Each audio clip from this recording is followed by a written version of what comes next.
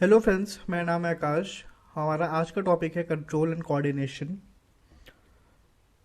आइए देखते हैं क्या होता है control and coordination.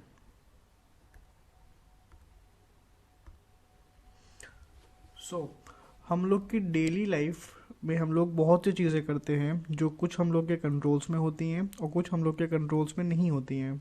For example, सांस लेना ये हमारे कंट्रोल में नहीं है। हम लोग अगर नहीं भी चाहेंगे तब भी अपने को सांस लेनी पड़ेगी। सेकेंड, ब्लिंकिंग ऑफ आइज़, ये हम लोग कुछ टाइम तक के लिए रोक सकते हैं बट अल्टीमेटली अपने को अपनी आइज़ ब्लिंक करानी ही पड़ेंगी। सो इसी कुछ चीज़ों में यूज़ होता है हम लोग का कंट्रोल एंड कोऑर्डिनेशन, जो कि ह्यूमन बींग्स में होता है with the help of two systems called nervous system and endocrine system, which is also called hormonal system, जिसे हार्मोनल सिस्टम भी कहा जाता है। जबकि प्लांट्स में सिर्फ और सिर्फ हार्मोनल सिस्टम होता है, उनमें नर्वस सिस्टम नहीं होता है।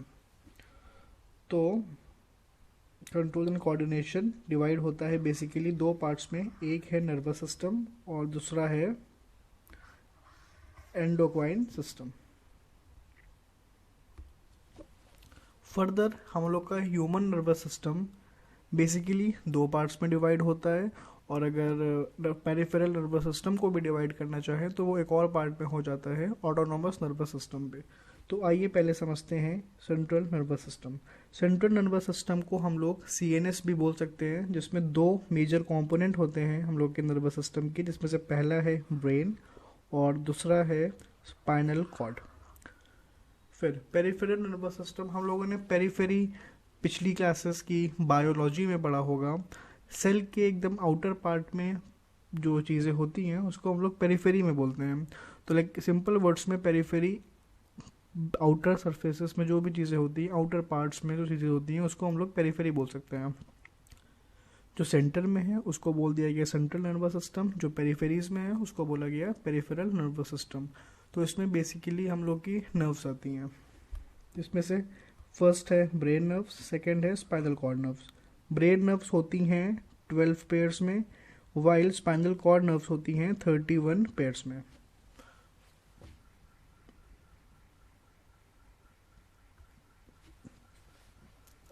कंट्रोल एंड कोऑर्डिनेशन का बेसिकली यही, जो भी हम लोग चीज़ें करते हैं सब में कंट्रोल एंड कोऑर्डिनेशन का यूज़ होता है, नर्वस सिस्टम का यूज़ होता है। कोई भी चीज़ हम लोग ऐसी नहीं कर सकते हैं जिसमें हम लोग का माइंड यूज़ ना हो, या फिर माइंड अपने सेल्स को, अपनी बॉडी रिसेप्टर्स को ऑर्डर ना दे। ये हम लोग आगे जानेंगे रिसेप्टर्स क्या होते हैं। सेंस ऑर्गन्स 5 तरीके के होते हैं, जिसकी मदद से हम लोग स्टिमुलाई लेते हैं। फर्स्ट है आई, सेकंड है नोज, थर्ड है टंग, फोर्थ है ईयर्स, फिफ्थ है स्किन। स्किन्स पे ही प्रेजेंट होते हैं रिसेप्टर्स। ये ग्रुप ऑफ सेल्स होते हैं जो हम मैसेज हम लोग के माइंड तक या फिर स्पाइनल कॉर्ड तक पहुंचाते हैं, या फिर एक सिंपल वर्ड्स में जो मैसेज हम लोग के सेंट्रल नर्वस सिस्टम तक पहुंचते हैं उसको हम लोग, जिस वजह से पहुंचते हैं उसको हम लोग रिसेप्टर्स कहते हैं। तो यहाँ पे लिखा हुआ है जैसे कि receptors are the group of cells present in the sense organ which are sensitive to change in environment and stimulate electrical impulses। ये एक बहुत important word है, electrical impulses।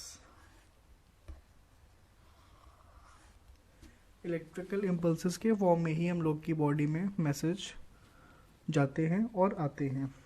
तो आइज़ में हम लोग के होते हैं फोटो रिसेप्टर्स, जो कि यूज़ होते हैं देखने के लिए। नोज़ में हम लोग के होते हैं ऑल फैक्ट्री रिसेप्टर्स, टंग में गस्टेटरी रिसेप्टर्स, एयर्स में फोनो रिसेप्टर्स, स्किन में thermo receptors. Basic structural and functional unit nervous system की होती है न्यूरॉन्स, जो कि अपने बॉडी के सबसे बड़े सेल्स भी होते हैं। ये एक न्यूरॉन की ही फोटो है जो मैंने यहाँ बना रखी है। इस सबसे ऊपर वाले पार्ट्स को हम लोग बोलते हैं डेंड्राइट्स। बीच में ये इस पार्ट को हम लोग बोलते हैं न्यूक्लियस। इस पूरे को हम लोग साथ में कह सकते हैं सेल बॉडी। माइलिन शीथ ये ऊपर होती है, ये इसको बोलते हैं माइलिन शीथ। यहाँ पे शीथ नहीं लिखा है, SHEATH स्पेलिंग होती है। इनके बीच में यहाँ पे होते हैं नोड्स ऑफ रैनवे, और ये जो बीच में एक लाइक पाइप टाइप का स्ट्रक्चर है, उसको हम लोग जानते हैं एक्सॉन के नाम से। लास्ट में होते हैं सिंपैथेटिक सिनेप्टिक टर्मिनल्स और एक्सॉन एंडिंग्स, दोनों ही नाम से इसको हम लोग जान सकते हैं। इसी न्यूरॉन्स की मदद से हम लोग के मैसेज रिसेप्टर से हम लोग के ब्रेन या फिर स्पाइनल कॉर्ड तक जाते हैं, और फिर वो डिसीजन लेके बताता है कि क्या करना चाहिए। और ये बहुत ज़्यादा टाइम नहीं लेती हैं, हार्डली माइक्रो सेकेंड्स में हो जाता है।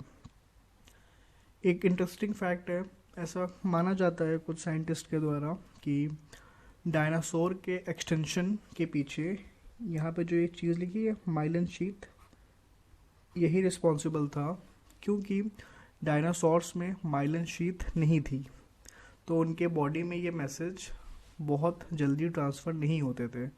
तो ऐसा जाता है माना कि उन लोग आपस में ही उन लोगों ने एक दूसरे को खा के ख़त्म कर दिया। Okay, 3 important parts of neurons are cell body, dendrites and axon. Main function is to transmit message from brain to body and vice versa via electrical impulses.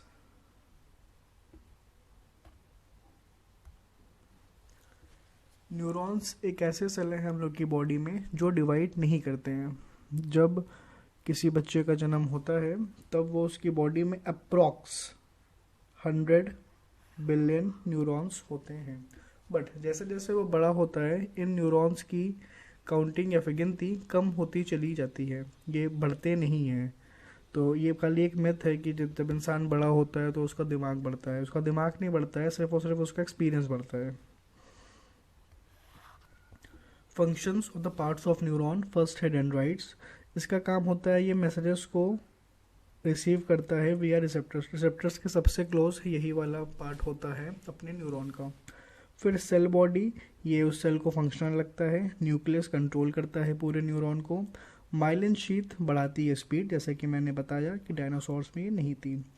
Nodes of रैनवीर होते हैं डिफ्यूज़न के लिए, इससे भी कह सकते हैं कि स्पीड बढ़ती है ट्रांसमिशन के इम्पल्स की। ठीक है, फिर एक्सॉन एंडिंग है, transfer signal to other cells and organs. Axon terminal ending forms junction with other cells. 2 neurons connect हो के ही मैसेज ट्रांसफर होता है आगे, 2 या उससे ज़्यादा भी हो सकते हैं। नेक्स्ट टॉपिक है अपना इलेक्ट्रिकल इम्पल्सेस। इसी के थ्रू हम लोग की बॉडी में मैसेजेस फ्लो होते हैं और उसके रिप्लाईज भी आते हैं, जो कि ब्रेन या फिर स्पाइनल कॉर्ड भेजता है। तो रिसेप्टर जैसे ही कुछ फील करता है वो डेंड्राइट्स को बोलता है, और डेंड्राइट्स जाके बताते हैं हमारे ब्रेन को। कैसे होता है ये प्रोसेस? ये एक एक्सॉन है, यहाँ से मैसेज ट्रांसफ़र हुआ, यहाँ बीच में आ गया, और इन दोनों के बीच में एक गैप होता है। इस गैप को बोलते हैं साइनैप्स, जैसे कि मैंने यहाँ पे लिख रखा है। The gap between 2 neurons is called synapse and electrical impulses can travel in synapse.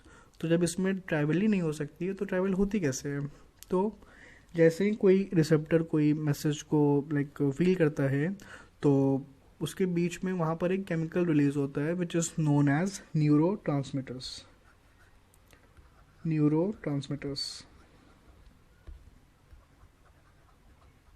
ये न्यूरोट्रांसमीटर एक जंक्शन की तरह काम करते हैं और ये इन दोनों को मिला देते हैं, इन दोनों न्यूरॉन्स को मिला देते हैं। अब इस एक्सॉन एंडिंग से इस वाले डेंड्राइट पे मैसेज जाता है, और फिर वो ऐसे करते करते न्यूरॉन्स की हेल्प से ब्रेन तक पहुंच जाता है या फिर स्पाइनल कॉर्ड तक पहुंच जाता है। फिर वहाँ से रिप्लाई लेके वो हमारे इफेक्टर ऑर्गन्स तक आता है, और फिर वो इफेक्टर ऑर्गन्स वहाँ पे वैसे ही रिएक्ट करते हैं। 3 टाइप के न्यूरॉन्स होते हैं, मोटर न्यूरॉन, सेंसरी न्यूरॉन्स और रिले और inter neuron. Relay as an आपने रिले रेस वगैरह खेली होगी बचपन में, तो दो चीज़ों को मिला के कोई चीज़ हो रही हो, दोनों चीज़ों की हेल्प से कोई चीज़ हो रही हो, उसको बोलते हैं रिले। तो ये मोटर और सेंसरी न्यूरॉन के बीच में होते हैं, जनरली ये स्पाइनल कॉर्ड में होते हैं। लास्ट टॉपिक है हमारे आज के लेक्चर का, reflex arc. Reflex arc is a pathway of nerve involved in reflex action. Reflex arc involved receptor receive message from external environment. Sensory neurons carries the message from receptor to the central nervous system. तो इसमें क्या होता है कि हमारा जो sensory receptor है वो फील करता है किसी भी चीज़ को, और वो एक स्टिमुलस को आगे बढ़ाता है. केमिकल एक्शन ट्रिगर्ड होती है जिसमें सेंसरी न्यूरॉन अब मैसेज को लेके जाता है हमारे सीएनएस तक या फिर स्पाइनल कॉर्ड तक. उस स्पाइनल कॉर्ड में रिले न्यूरॉन्स होते हैं जो कि मैसेज को ले जाते हैं ब्रेन तक, और फिर ब्रेन से वापस आते हैं वो. फिर वहाँ से मोटर न्यूरॉन इफेक्टर ऑर्गन्स तक जाता है, जो भी ब्रेन ने बोला होता है उस मैसेज को लेके, और फिर इफेक्टर ऑर्गन्स को वो चीज़ करनी पड़ती है. फॉर एग्ज़ाम्पल, अगर किसी बच्चे ने बचपन में कोई बहुत गर्म चीज़ छू ली तो वो अब लाइफ टाइम उस चीज़ से डरता है, उस चीज़ को टच करने से, बिकॉज उसके रिफ्लेक्स आर्क सेव हो चुकी है और ये उसकी स्पाइनल कॉर्ड में सेव्ड है. तो फ्यूचर में कभी भी कुछ ऐसा होगा तो उसको डर लगेगा, एक बार तो डर लगेगा ही. तो यही तक है हमारा आज का लेक्चर. इसके आगे का हम लोग नेक्स्ट पार्ट में करेंगे. अगर आपको ये PDF चाहिए या इस जैसे और भी यूज़फुल PDFs चाहिए तो प्लीज़ हमारे चैनल को सब्सक्राइब करिए, इस वीडियो को लाइक करिए और अपने दोस्तों को शेयर करिए. मैं अपने टेलीग्राम चैनल का लिंक डिस्क्रिप्शन में दे दूँगा, वहाँ पे आपको ये सारे ही PDFs और नोट्स मिल जाएंगे. Thank you.